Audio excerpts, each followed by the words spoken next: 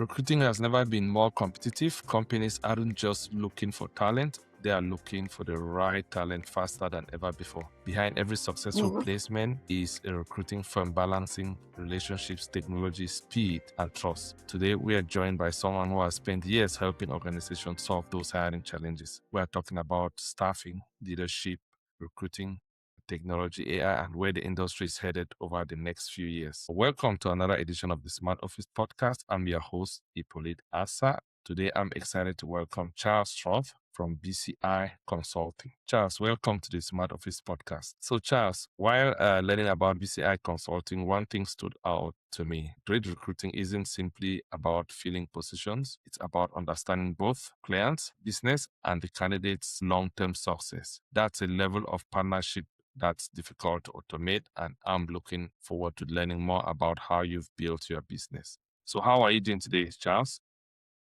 Yep. Where about are you based? I'm in a suburb of Athens, Georgia, Okay. called Nicholson. It's Okay. a small little burg. My wife and I bought the property to raise horses because all the kids have gone. So that's where we are now. Wow. Okay. Cool. So tell us about your journey. How did you get staffing and recruiting, and what inspired you to build BCI Consulting? Okay.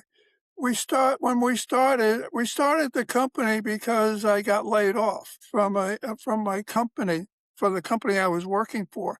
And I didn't like that. So I decided to, and a friend of mine had a recruiting company. And so I went for work for them for a while and then established BSI as a recruiting company. And then as I mentioned, around COVID, we did very well. Replacing engineers, sales engineers, electrical, mechanical engineers, operations managers, all kinds of people. But COVID hit, which destroyed everything. And so I decided to switch it from recruiting to more coaching and consulting, which is what we do now. And so we help companies to attract, develop, and retain their employees. So how long ago was that? That was in 2022, 23. I Nice. began to make the switch. I know you were laid off, but sometimes a lot of people who are laid off, they feel like it's the end of the world. What advice will you give to people who are laid off, no matter where they are? What Wow, happens to them?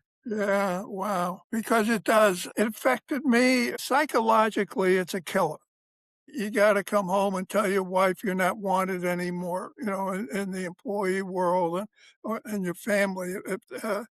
And that's not a fun thing. And I didn't like it. Okay. And the job that strictly the company, the reason why I got laid off, or I consider it a firing, is they changed, they wanted to sell the company. And what I was selling was new, doing very, very well. Sold a lot of big supermarket chains and various programs.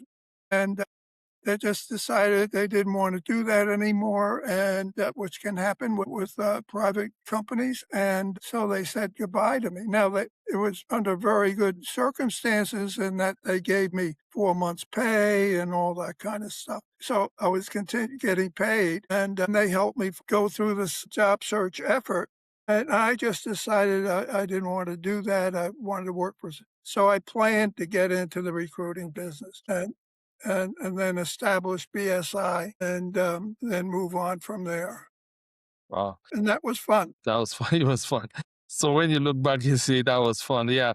When someone hears the name BCI Consulting, what do you hope that it comes immediately? What do you hope immediately comes to mind? Well, when we established, I was thinking of having several recruiters working with me, and I found that good recruiters are hard to find that met my criteria, and placements. If you're not concerned about the fit of the company and the individual, can be pretty easy. But if you're concerned about whether that employee is going to stay there for a while, and that becomes a little bit more difficult. So, but that was my concern. So I had trouble finding people. I got some help with assistance, and they would stay for a while, then leave, and so forth. Yeah, wanted to grow it, never really happened. You spend too much time in the business, not on the business. And I was making good money, so what the heck? So let's talk about the past, maybe the past 5 years or so. What changes have you seen in recruiting over the past 5 years? The understanding that uh, uh, st- this past year, Gallup updated a poll that they do annually, and this year the poll was on disengaged employees versus engaged employees. And 69% of our workforce is disengaged. Okay. That's a lot of people. So only 31% are engaged. And so that's one of the reasons, and that number is increasing, by the way. So around COVID before COVID, it was much lower. Then it started increasing COVID and thereon. And then the realization that 50% of new hires are no longer with their company within 18 months. So just as the employee is getting good at what they're doing, okay, he's gone. Done. And you go through the expense again and the expense again. So I said, well, we can do something about that. I joined forces with a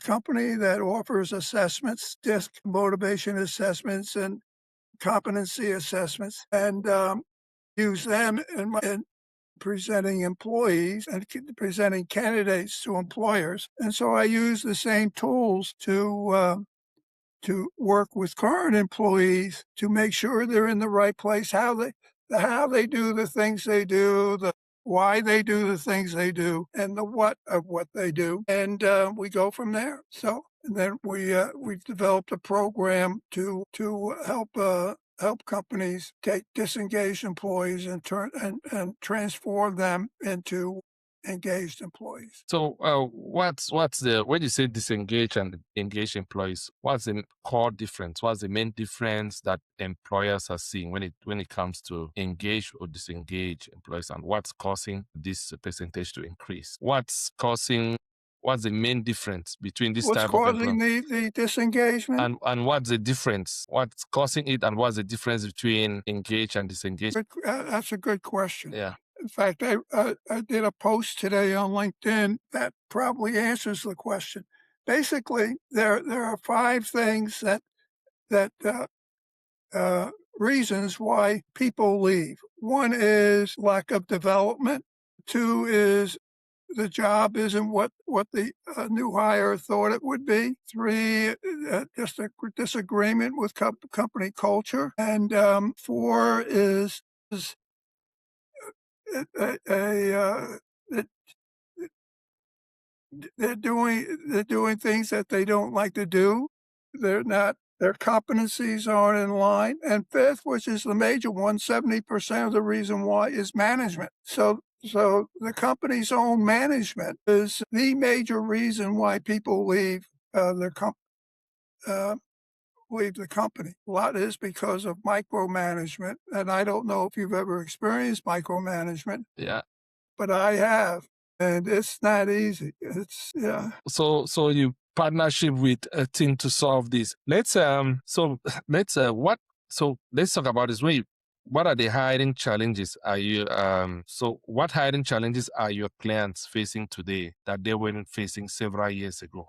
Hiring challenges are your clients facing today that We have developed a couple of programs that are you have to change habits, okay, for a manager, and that takes a long time. So we've instituted programs with constant reinforcement to change the habits of the managers, leaders, so that they can become better managers, better leaders, and hopefully have engaged employees stay longer, which is to increase retention of employees. Does that answer your question?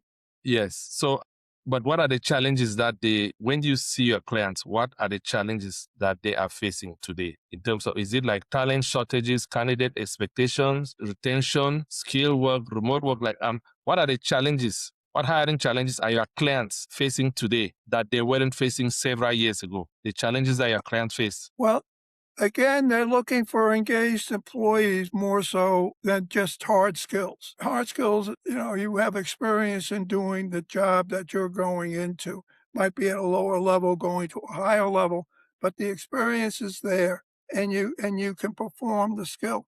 And companies hire mainly for hard skills. The problem is they fire for soft skills. The ability or inability of a employee to communicate with other employees, a-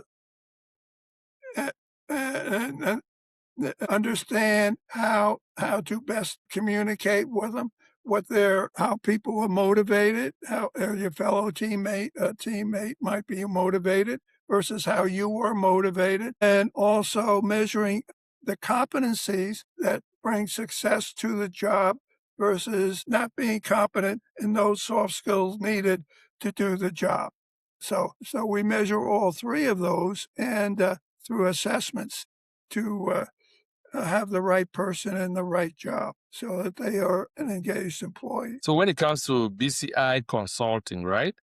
Yes. Can you walk us through your recruiting process from the moment a client engages BCI Consulting until it? We have a three-tier process. One is the conversation to understand what management feels is taking place and why they need us and those types of questions. Then we develop a proposal that we present to them in writing, and the proposal includes all the steps, how we recommend it be done. We present to them not as a written proposal, but we present it in person. And they might say, "Well, what if we do this or that?" They might want changes. We develop the changes, and then the third step is that we work on the program that's approved by the company's management. What parts of the process consumes the most time? Like become manual, consumes time, or takes time? Like from the moment I develop the development of the proposal is manual, okay, because it's all custom.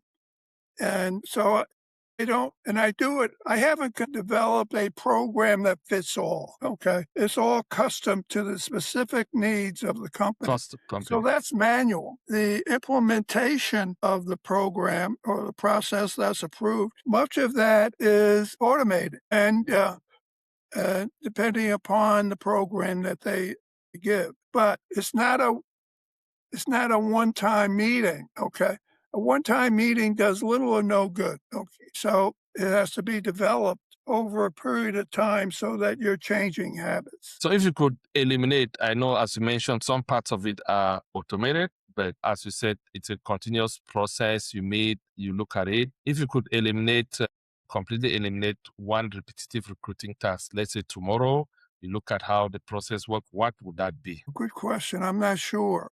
From that standpoint, I in actuality, I've automated that process a lot in the last couple of months even. Right, And using AI has been a tremendous help. And right, for me, AI is an incredible tool right, and helping to develop lead generators and other things, as well as target potential clients. And it's just knowing how to ask it to do what you want it to do. So yeah, so a lot of that is automated. Some of the actual work with a client is automated, right. but a lot of it is still manual from my standpoint. So how are you engaging the candidates in the recruitment process when it comes to BCI? How are the candidates engaged? Let's say you have clients on one side, you have candidates sourcing on one side. Right.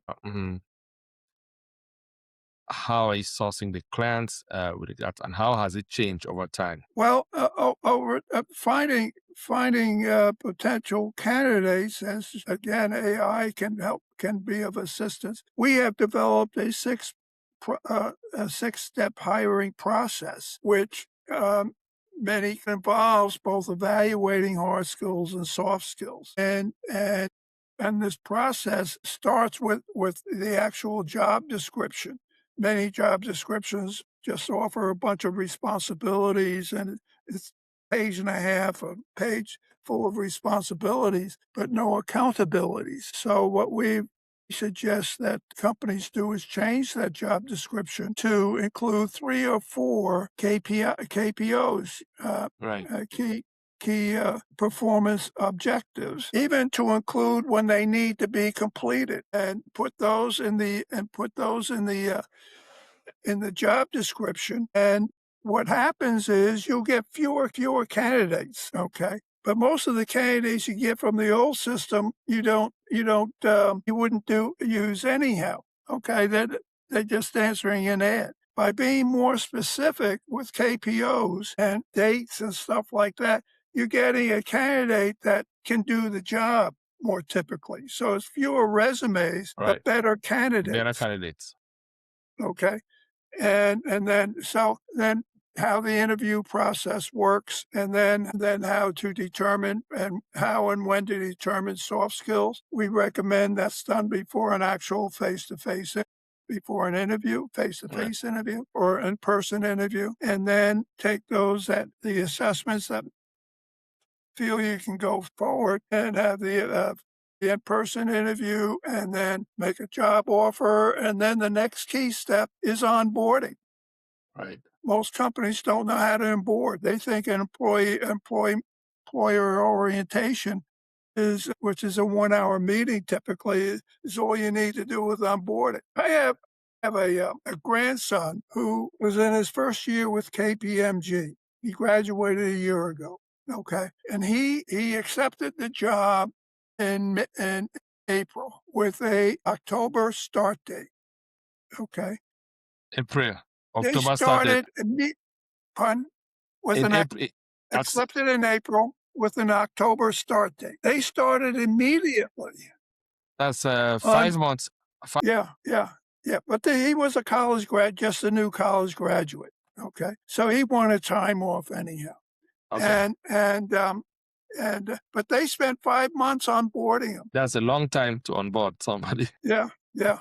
But you start onboarding as soon as he accepts the job, the person accepts the job. And you can get all the paperwork taken care of, do all kinds of things to make sure he stays on board. And then when he starts, you have more onboarding process. You make sure, arrange for the training or development, make sure his workspace is correct and has the necessary equipment, set up meetings with other departments that might work with him on various projects, and get him known around the area. And that's onboarding. A lot of companies don't do that, but that tells the person that helps the person to understand the purpose of the position and how it influences the end product, or the end of what the company is trying to achieve. And it also helps to make him more comfortable in the position, and he understands exactly what he's supposed to do, and any special projects that need to be done immediately, and so forth. Wow. Yeah. So a So lot of yeah, it's go not ahead. easy.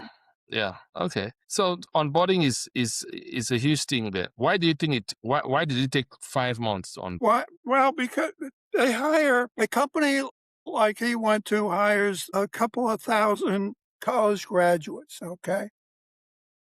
Okay. And he's a tax accountant. So there are very few of those, but they hire all kinds of accountants. So it's just getting him into the process. So the big thing is not the 5 months. The big thing is the process that they went Process. through to make sure he was on board during those 5 months. And he's stationed in New York, so he went to New York and got an apartment.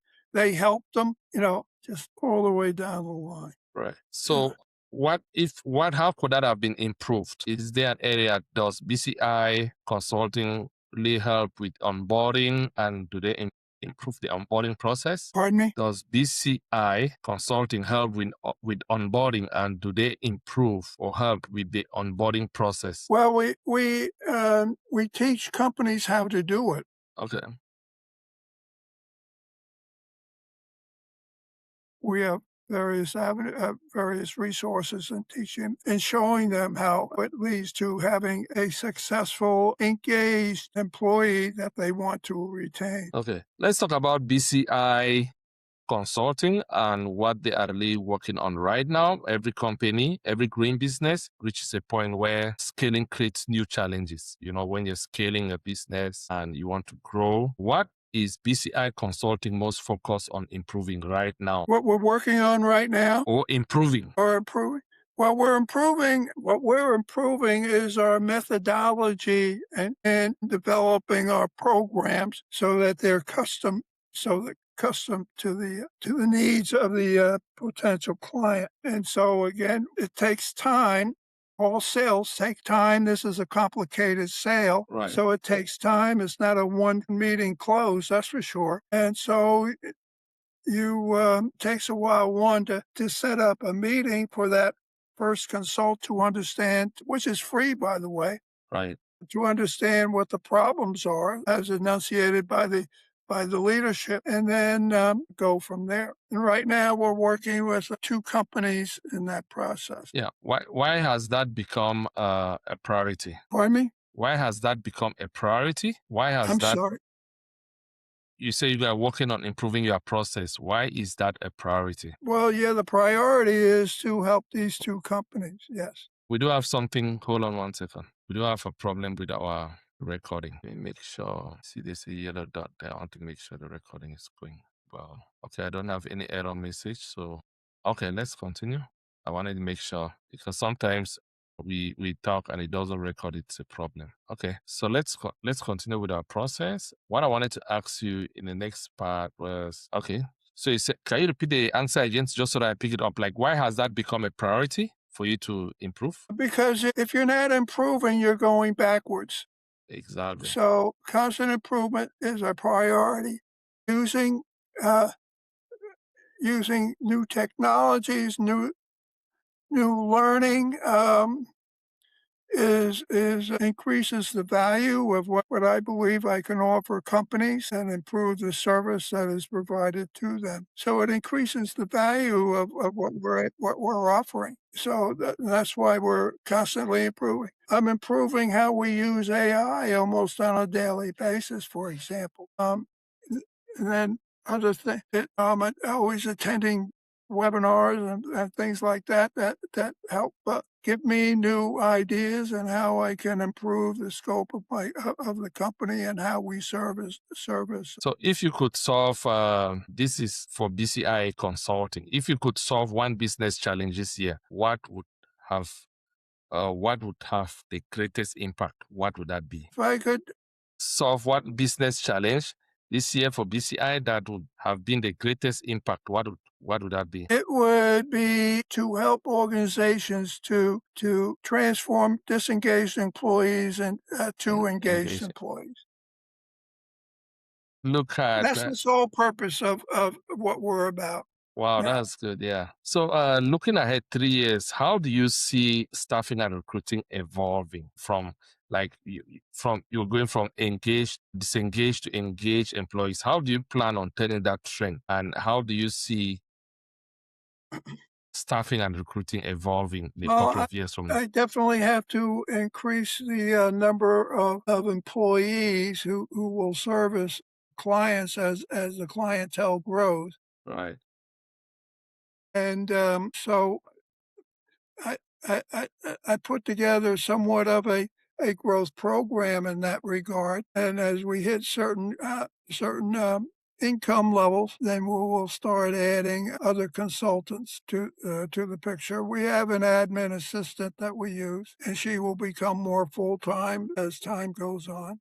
Great. So how do you see AI influencing the industry? What's your opinion? What's your intake? Given your experience and how you see how things are evolving, how do you see AI influencing the industry? How do I see AI influencing the industry? I mean, I don't think there's any limit to it. Okay. The hard part, from my standpoint, the hard part, not the developer's standpoint, is making sure that I keeping up to date as much as I can on the technology and how how it can help BSI to grow and Right. to serve the client. And that's what it needs to be all about. And so to do that, we use various AI programs to help us along. Oh, yeah, that's true. The industry, the trend where we are now, it's evolving faster. And I Yes. remember someone on the postcard saying, if you don't improve, if you don't implement, you're going to be out of business soon because everybody's like trying to catch up Yeah. to your industry. Like everybody's moving with the speed of light. The thing we have to be careful about with AI is a lot of what they are good. It's excellent, obviously, and bringing new knowledge. But you sometimes have to synthesize that knowledge. You don't want to use their language, Exactly. okay, in anything written because people recognize their language right away. Right away. You're right. Okay. So you have to make the necessary changes. Like an easy example is LinkedIn. You can tell when a post is AI, And yeah, okay, versus any posting I have. I might have gotten the idea exactly. from AI, but it's my writing. It's As your writing. terrible as it is, it's my writing and not AI. People are looking for more authenticity. Yeah. Authenticity in their writing. So Right. as you continue to expand, again, you're in Georgia, suburbs of Georgia. If clients, which area do you operate out of? Where do you source candidates or clients? Do you operate out of North America or just in Georgia? Yeah. Is it just in Georgia I or love working with clients. Yeah. is it just in Georgia or the whole of North America? Now, when I was recruiting, I worked the whole country. I had several international companies that were recruiting engineers for here. Now I'm working with only American companies. That's just the way it is. Doesn't mean some changes have been made with my clients in Europe, and I haven't been able to reconnect with the right person with the two major German companies that I worked with. Great. So if clients that are out there, maybe in the whole of the USA or North America, want to reach out to you, how can they reach out to you? They can email me at Charlie, CHARLIE at BSIConsult.com, or they can call me. Great. Thank you very much for joining. I hope, us. yeah, this was fun. Yeah. Thank you so much. Yeah. Yeah. I really appreciate you sharing your experience and insights into staffing, recruiting, and where the industry is heading to. It's really been a pleasure. Do you have any last word for the listeners out there or anybody in the recruiting? Anything you want to say before we round up? Right. Email me at Charlie at BSIConsult.com for the 6-step hiring process I have. It's a free, I'll send it out for free, and it'll be an invaluable tool for you as a recruiter to get engaged candidates to be engaged employees, and for the company to use to hire as a process to hire engaged employees. Charles, thank you again. Okay, thank you. Here, BSI, as you all heard, BCI Consulting is available, and email Charles, and it's going to send you that process.